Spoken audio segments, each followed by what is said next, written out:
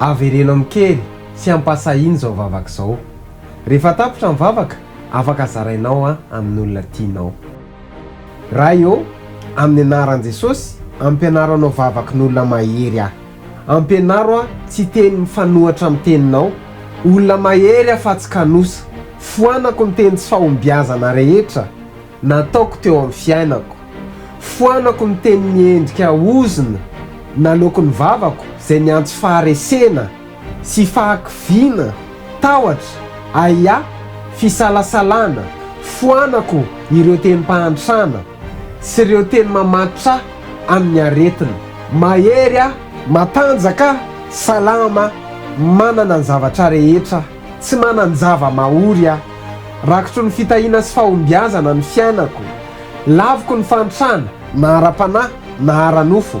Mamatsy aho amin'ny iriny foko rehetra Andriamanitra. Tsy raraka, tsy miembotra, tafavoaka amin'ny adiko aho. Tsy misy ambininy rehefa edina voaforona amelezan'ny Satana. Tapaka ny zioka-paharatsiana rehetra izay nataonao teo amin'ny fiainako.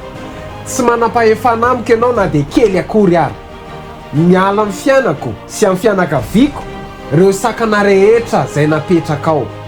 Zao dia zao aho dia mandatsaka afo amin'ny tombonao rehetra, levona ny fiadianao rehetra. Alaiko ny anjarako izay ny fihinao amin'ny taonany maro. Foanako ny fahefanao rehetra eo amin'ny fiainako.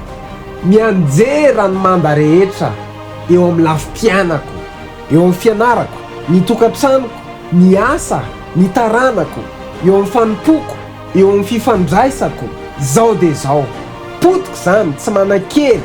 May amin'ny afin'Andriamanitra velona izany amin'ny anaran'i Jesosy Kristy. Ambarako fa tafatsangana indray ny fiainako. Tsara lavitra noho ny maly no iainako androany. Feno fifaliana, feno hery, feno fatokiana ary feno fanahy masina.